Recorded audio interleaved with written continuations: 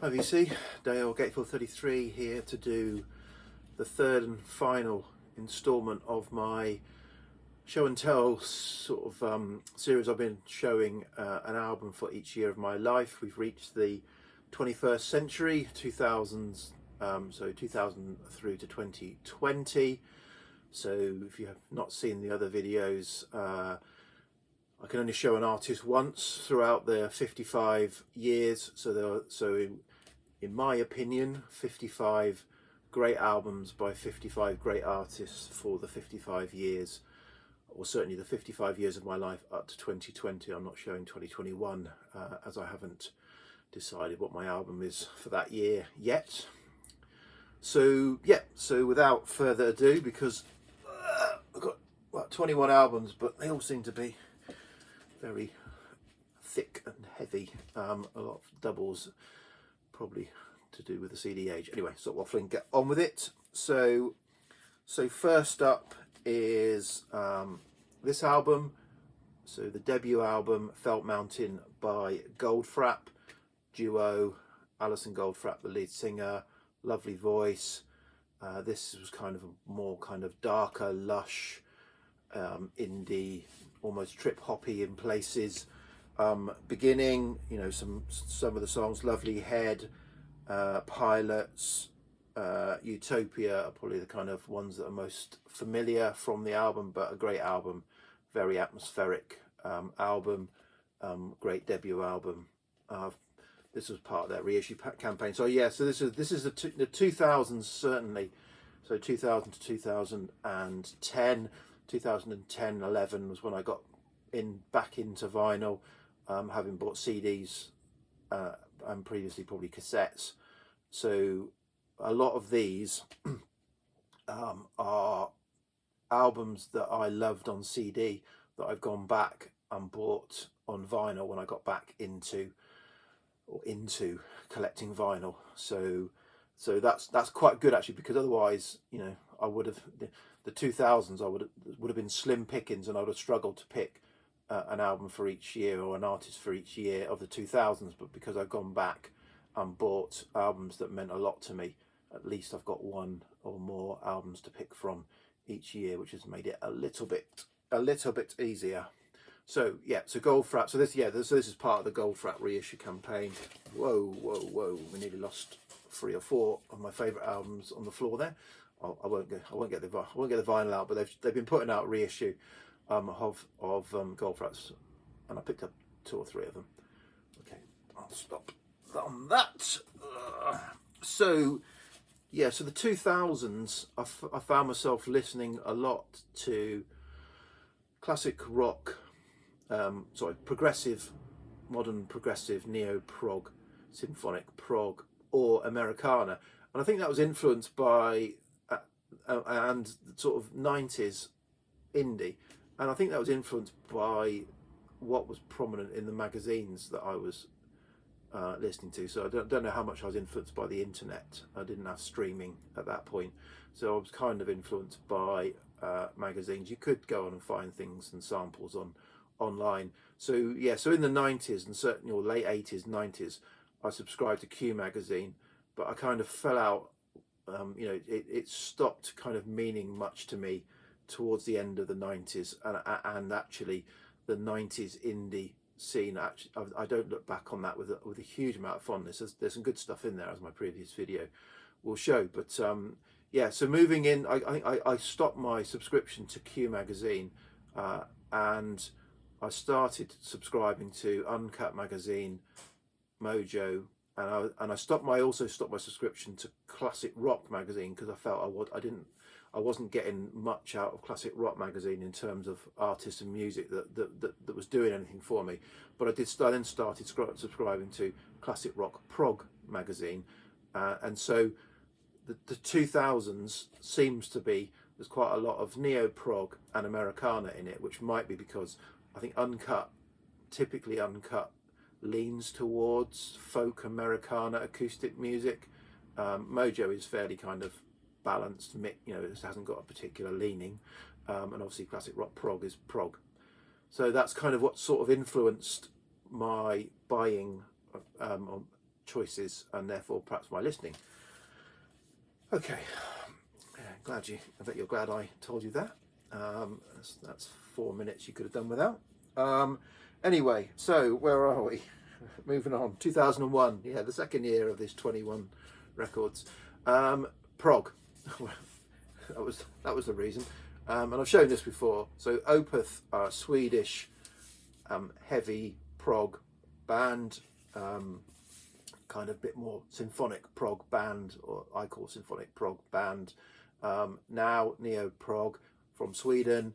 Michael Ackerfeldt, the lead vocalist, and this was a bit of a sort of in their transition period, although the transition period probably spans about 2 or 3 albums actually. But yeah, so before this, and certainly in their early incarnation, Michael Ackerfeldt, they were quite heavy, quite dark. Michael Ackerfeldt sung with that throat raw vocal, which I'm not a fan of, to be honest. This is a bit of a transition where he does that, but also some conventional vocals, and I think he's got a beautiful voice. I think he wasn't confident in his voice, which is why he hadn't been doing it much before. But I think now he only does conventional singing, and I think he's got a great voice. So so this Blackwater Park is one of their strong albums, and my choice for 2001. But yeah, it's a mix of that throat singing, which when my daughter was younger and I would be playing Opeth, she would often come in and say, "Dad, can you please turn that music off? It's scaring me." Yeah, that's Opeth. Next up, more neo-prog. This is UK Porcupine Tree, fairly kind of popular prog bands, again kind of darker leanings of progressive rock, led by Stephen Wilson of Stephen Wilson fame. Stephen Wilson, the remix, is either remix, remaster king, does he's done a lot of these big lavish remaster remix CD boxes for the likes of XTC and Jethro Tull and others. This is kind of later period Porcupine Tree. Again, they kind of evolved, but this period, this is one of my sort of certainly top 2 or 3 favourite albums. This is In Absentia from 2002. Okay, 2003, bringing in the Americana and Julian Welsh. So again, all these albums I would have bought on CD at the time, but Julian Welsh, Soul Journey. So Julian Welsh has been doing a bit of a reissue campaign, her and David Rawlings. They've got their Oconee label and have been reissuing. This is one of them I picked up. I've got another one, and I'm hoping they would bring out Time the Revelator at some point. The only slight difficulty is they're kind of fairly limited run in the US, so getting hold of them in the UK can be a little bit pricey. But yeah, great album. Soul Journey, Americana. Okay, indie, and certainly a very popular band when they came out and were all over the place for a year or two. This is Arcade Fire, their debut album Funeral from 2004. A Canadian band, great songs, great hooks, great kind of some songs that really build up to a crescendo. I've not seen them live in the flesh, but I've seen them live on TV. They did Glastonbury one year, and looked like it was a really enjoyable experience. Excuse me. But yeah, Arcade Fire Funeral, their debut, is a great album from 2004. 2005, again another album I bought on CD on release. Richard Hawley, Cole's Corner. Richard Hawley, I think, is a great artist. Again, kind of not prominent artist particularly, but he does, he writes great songs. He's a great guitarist. Lots of atmosphere, lots of melancholy. This has got quite ballad heavy, but it's a beautiful album. Cole's Corner, and I was lucky enough to pick up a reissue a few years ago, and these are becoming quite hard to find now as well, unfortunately. But yeah, Cole's Corner, beautiful album by Richard Hawley. 2006, an album I showed recently. I think I did show it on Telegram Sam's contest. This is Camera Obscura, Scottish indie pop, twee pop band. This is about their third or fourth album. I've got all their albums in one form or another, CD or vinyl. And yeah, just great indie pop. Some lovely vocals from Tracy Ann Campbell, lead vocals. And on a bit of a hiatus, as one of the band members unfortunately passed away quite from an illness a few years ago, and the band has kind of obviously gone on a bit of a hiatus, and I don't know whether they'll return in some form. I hope they do, but obviously you know, when they're ready, if you like. Yeah, great album this. The title track, Let's Get Out of This Country, is great, sort of good pop number, but there's some beautiful, lush sort of other numbers like Tears for Affairs or Razzle Dazzle Rose are both beautiful as well. So this, yeah, highly recommended, Camera Obscura. Okay, another band, I would struggle to pick a favourite album by this band. They're all slightly different, they're all quite the same, and they're all good, and they've all got a lot in them. So this is the Coral, which and another band from the northwest, kind of, they're from the Liverpool area, I think. This is a reissue of their 2007 album that came out on 2017 on Music on Vinyl. I've got a number of their albums on vinyl, and probably everything they've done on CD, certainly. And yeah, so they're kind of, I guess they've got a bit of indie neo-psych as their kind of underpinnings, but as I said, they sometimes go more down the psych vein, sometimes more down the indie vein, sometimes down the pop vein. This is quite a kind of mellow, if that's the right term, mellow indie album. Some lovely songs on here, Roots and Echoes. But yeah, I could have picked any Coral album really and put it in somewhere, but wanted to get them in. So Roots and Echoes by the Coral. Okay, this is I don't know, was it a super group or a side project? This is The Last Shadow Puppets and The Age of the Understatement. This is fantastic cinematic indie music. Alex Turner from the Arctic Monkeys with Miles Kane and someone else I can't remember from Simian Mobile Disco that I've never heard of. Or never heard. But yeah, Miles Kane I know of, and I've got some solo stuff by him. Obviously I've got Arctic Monkeys, and yeah, this is a great album. I said cinematic indie, I think a modern classic, this, and they have done another album since. It's good, but not a patch on this. This is the place to go with The Last Shadow Puppets. I think it's a great album.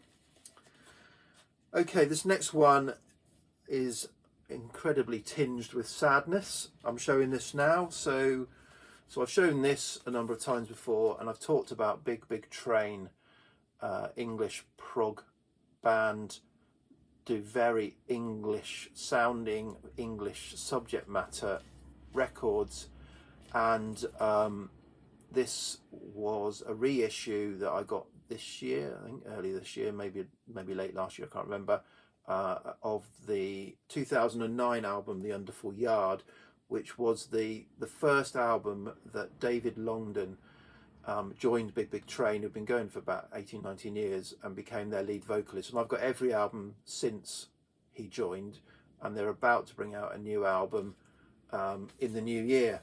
Unfortunately, David Longdon was killed in an accident a week ago. Not sure of the details, whether it was a car accident or pedestrian or some kind of accident.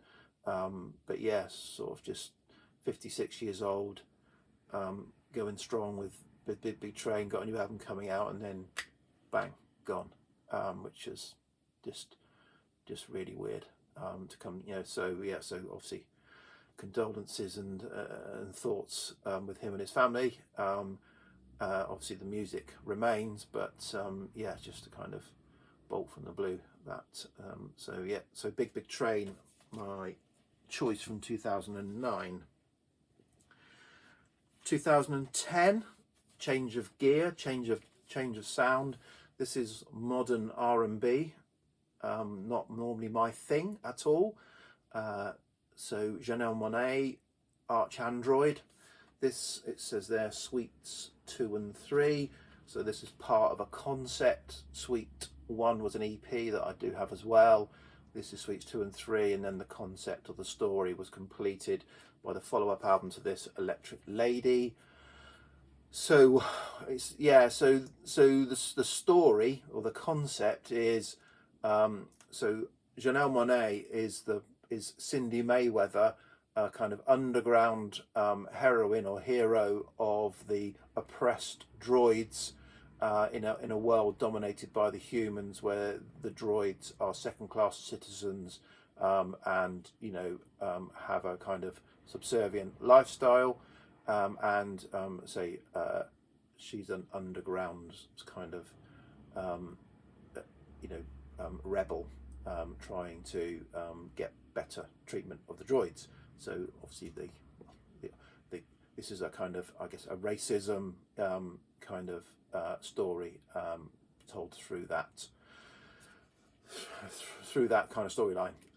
Yeah, and it's great. And this is very subtle on this and very mixed in its styles. It's got some fairly orchestral cinematic stuff. It's got some real kind of dancey pop going on, R&B, and it's even got some kind of show tuney style. So this is my favourite of the sort of trilogy, if you call it a trilogy, and I think it gets a little bit more obvious in the next album, Electric Lady, but it's still a great album. But this came to, so I became aware of this. I'd said earlier that the magazines that I happen to subscribe to kind of influence my music listening and buying through the 2000s into the 2010s, and this, I'm sure, featured in the sort of end of year list in Classic Rock Prog magazine. And that's what drew my attention to it, and I sought it out, bought it on CD, and then subsequently picked up a vinyl copy. And I can only think that's because it's a concept album, and proggers, they love a concept album, and hence that's how it found its way into the Classic Rock Prog end of year album ratings. A little bit bizarre. Okay, 2011. Another, I suppose, a concept of sorts. So this is Daniel Lupi, an Italian musician, arranger, working with Danger Mouse, the producer, on this album called Rome. That's the sort of concept, or the story behind this is Daniel Lupi had been a fan of the classic Morricone spaghetti western Morricone soundtrack style. And he kind of does some similar sounding. He hasn't been too prolific, but he's done some similar sounding kind of music. And what he wanted to do was go back to Rome, where a lot of this music, Morricone's music, was recorded. And he managed to get access to the sort of instruments that we use, or even this type of instruments that we used. Not the musicians as such, I don't think. I think he used more sort of a more modern set of musicians, but he did have a lot of kind of those kind of I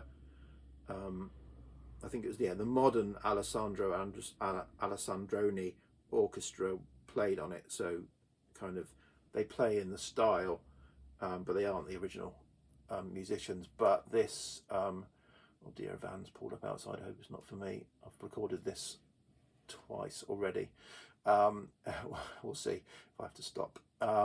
So this is, so say, very cinematic of that style music, with some vocal tracks and the vocals provided by Jack White and Nora Jones. Yeah, but yeah, really great album. I'm distracted now. I'm watching the guy. Is he coming my way, or is he going next door? Please go next door. Please go next door. He's going next door. Right. Moving on. So apologies if I've just skipped over that. I completely lost my train of thought there. Moving on to more neo-prog, 2012, and Anathema, Liverpool band, been around quite a few years before this. There'd been a all male band with male vocals, kind of doing again sort of dark prog sound. Sort of at least 1 or 2 albums before this, Lee Douglas, a female vocalist, had joined them, and they kind of do male female vocals, and I much prefer that. I think Lee Douglas has got a beautiful voice. Gets perhaps a little bit mushy and over the top, but you know, prog is over the top, isn't it? So but yeah, some lovely music on this. So this is the Weather Systems from 2012 by the prog rock band Anathema. Okay, change of gear again, and folk. So this is an album I've shown many times, an artist I've shown many times. So this is Julian and Ben Walker. I've seen these guys live, I've followed their career. They no longer perform together, I don't think they will be. They've gone off and doing their own things, but I kind of still follow that to a degree. But yeah, this is kind of, if not their first, but certainly their first proper album, certainly first album on vinyl. And yeah, great sort of very kind of sparse, with obviously some nice acoustic and electric guitars and other sort of instruments, violins and the like put in as well, cellos and the like. Julian Clark's got a lovely voice. It's a mix of traditional folk songs and cover songs with originals penned by Julian Clark. Lovely album, Fire and Fortune. Okay, now we've got jazz, and this was the first album that I became aware of this artist. I've subsequently gone back and I've pretty much got their entire catalogue, but this is Matthew Halsell. In this case, it's Matthew Halsell and the Gondwana Orchestra. Matthew Halsell, a Manchester-based trumpet player, does some beautiful, I'll say modern spiritual jazz, kind of that'd be my catch-all description. And yeah, every album I've got of his, either, you know, mostly it's with the Gondwana Orchestra, which I think is kind of, you know, associates and colleagues and friends, and that create this house band on his label, and the Gondwana label. Gondwana label, I think it is. But yeah, this was my introduction. So this is When the World Was Won, from 2014. But I picked up everything. It's quite similar in tempo or feel, but it's just beautiful, mellow, spiritual feeling. So well played that you know, even though that's the case, I love every album. I don't feel like, oh, isn't this the same as the last one? And the most recent album I think is great. So yeah, I highly recommend trying or listening to Matthew Halsell. It's gone very dark outside and rainy. Okay, this again, strange for me. So this is indie, but when I kind of look at how do they categorize this, it's also categorized as emo. Now I wouldn't know what emo was. I guess is it emotional teen angst, kind of unrequited love, bedsitter type stuff? Is that emo? I don't know. But yeah, this is a good indie rock, indie pop album. Very, again, dark, gloomy, melancholy. This is Turnover and their album Peripheral Vision. Turnover. So they're a US band, and yeah. So if you want your kind of teenage angsty, gloomy, depressive indie rock, I think this is a great starting point, or a great point to jump in.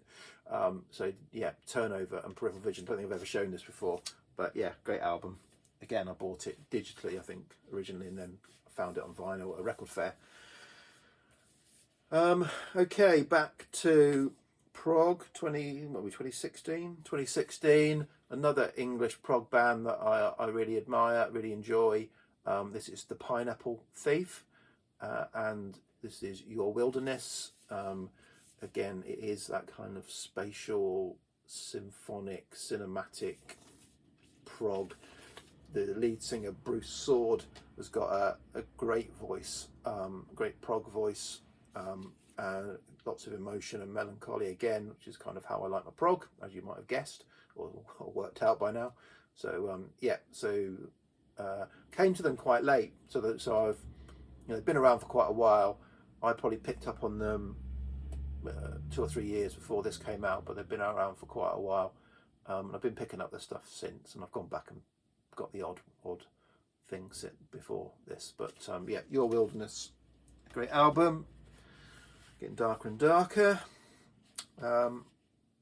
Okay, Psych now. So I think again, we're getting into the 2010s. Psych came more into play. I started subscribing to Shindig magazine, so it's still the monthly music magazines. So I now currently subscribe to Uncut, Mojo, Shindig, Record Collector, and Classic Rock, Classic Pop. I've just started subscribing to because they had an offer. I'm not sure how that will go. I've got 2 years subscription, so I'll see how that plays out. I may be stopping my Uncut and Mojo. I'm starting to kind of think I'm sticking more with Shindig and Record Collector, but who knows. But yeah, so they kind of, I always look at the articles and the reviews and trying to work out things that I might like, and that's what I kind of get my steers. And so this was a band. I've got I think I've done 3 albums. I've got all 3. They're called the Greek Theatre. This is the middle of the 3 albums. Broken Circle, very kind of lush, psych pop, you know, quite mellow, lush, ballady, psych indie, or neo psych. This was put out on the Sugarbush Records. I was had a bit of a Sugarbush Records kick at this time as well. I was buying a lot. The UK label, they tend to do their 12-string guitar, you know, shoegaze, jangle stuff, but this slightly different, not quite that, but yeah, it's a very lush psych album, as all 3 of their albums are really. I think they're from Sweden, and they're not Greek, but they're called the Greek Theatre, but I think they're from Sweden. I wouldn't swear to it. Also Psych, although this is associated with the Freedom Air label that I get everything of. I'm a subscriber to the Freedom Air label and buy everything I can from them. I've done for nearly 10 years now, and been to a number of their live events. This is Mark McDowell and Friends, Dark Weave. I've seen Mark McDowell live. This is, say, neo psych, again, kind of quite fairly acoustic. He's got a great voice again, which kind of what drew me into this. A nice, good kind of psych pop, neo psych album, Dark Weave by Mark McDowell. Okay, now 2019, 2020, probably these albums as well. Obviously, the last few albums, as I said, they've not lived with me for a long time, but I think they're all great albums. But whether they'll end up being classic albums in 20, 30 years' time, I don't know. But these next 2 certainly, well, I've enjoyed over the last couple of years. So my 2019 album of the year is was Ways Blood, Titanic Rising. Again, sort of kind of female indie, heavy on the melancholy, very lovely feel to it, and yeah, still enjoying this. Or need to go back, but need to go give it a spin. I haven't spun it for quite a while, probably since 2019. But yeah, Ways Blood, Titanic Rising, I think was my album of the year for 2019, and my album of the year for last year, and I'm still happy with that choice, was Baxter Dury, so Ian Dury's son, Baxter Dury, Night Chances. This is for the night time. This is a very kind of dark, not in its, well, it is dark in its kind of it is subject, but it is kind of just a dark feel to it, a very kind of moody, broody, with some guest female vocals on it as well. Really good album. I enjoyed this, The Night Chances. So that's it. 55 albums, 55 artists, 55 years. Blimey, nearly 30 minutes. That's probably the longest video I've ever made. Okay, cheers VC, bye.